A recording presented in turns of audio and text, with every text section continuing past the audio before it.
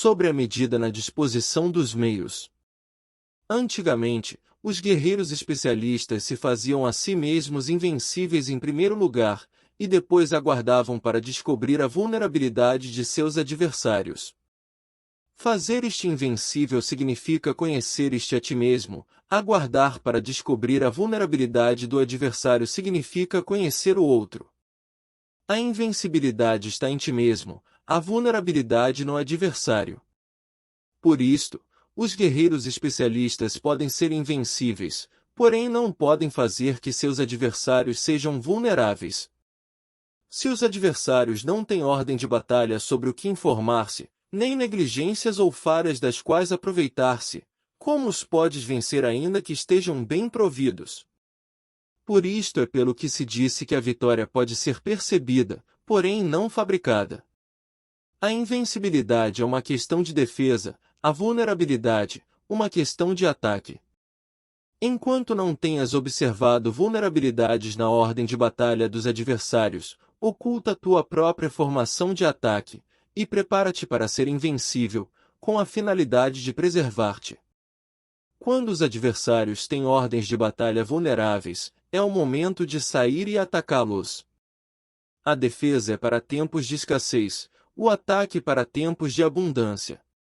Os especialistas em defesa se escondem nas profundezas da terra, os especialistas em manobras de ataque se escondem nas mais elevadas alturas do céu. Desta maneira podem proteger-se e lograr a vitória total. Em situações de defesa, cala as vozes e elimina os cheiros, escondidos como fantasmas e espíritos sob terra, invisíveis para todo mundo. Em situações de ataque, o teu movimento é rápido e o teu grito fulgurante, veloz como o trovão e o relâmpago, para que teus adversários não possam se preparar, mesmo que venham do céu. Prever a vitória quando qualquer um pode conhecer não constitui verdadeira destreza. Todos elogiam a vitória ganha em batalha, porém essa vitória não é realmente tão boa. Todos elogiam a vitória na batalha, porém o verdadeiramente desejável é poder ver o mundo do sutil e dar-se conta do mundo do oculto, até o ponto de ser capaz de alcançar a vitória onde não exista forma. Não se requer muita força para levantar um cabelo, não é necessário ter uma vista aguda para ver o sol e a lua, nem se necessita ter muito ouvido para escutar o retumbar do trovão. O que todos conhecem não se chama sabedoria. A vitória sobre os demais obtida por meio da batalha não se considera uma boa vitória.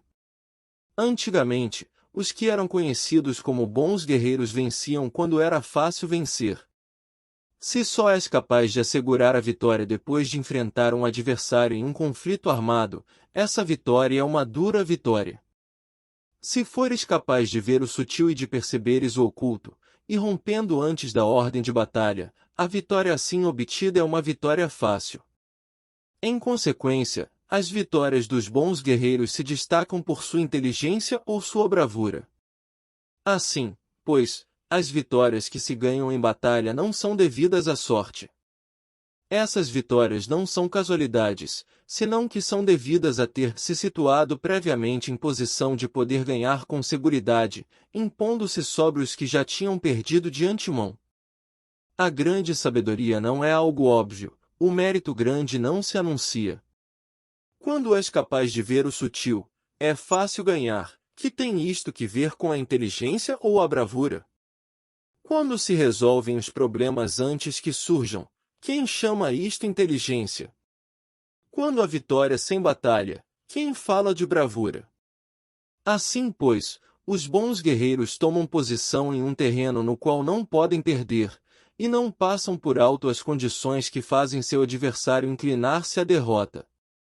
Em consequência, um exército vitorioso ganha primeiro e inicia a batalha depois, um exército derrotado luta primeiro e tenta obter a vitória depois. Esta é a diferença entre os que têm estratégia e os que não têm planos.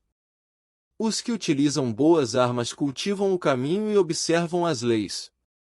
Assim podem governar prevalecendo sobre os corruptos. Servir-se da harmonia para desvanecer a oposição, não atacar um exército inocente, não fazer prisioneiros ou tomar saques por onde passa o exército, não cortar as árvores nem contaminar os poços, limpar e purificar os templos das cidades e montanhas do caminho que atravessas, não repetir os erros de uma civilização decadente. A tudo isto se chama o caminho e suas leis. Quando o exército está estritamente disciplinado, até ao ponto em que os soldados morreriam antes que desobedecer às ordens, e as recompensas e os castigos merecem confiança e estão bem estabelecidos, quando os chefes e oficiais são capazes de atuar desta forma, podem vencer a um príncipe inimigo corrupto. As regras militares são 5: medição, avaliação, cálculo, comparação e vitória. O terreno dá lugar às medições, estas dão lugar às avaliações, as avaliações aos cálculos, estes às comparações, e as comparações dão lugar às vitórias. Mediante comparações das dimensões podes conhecer onde a vitória ou derrota.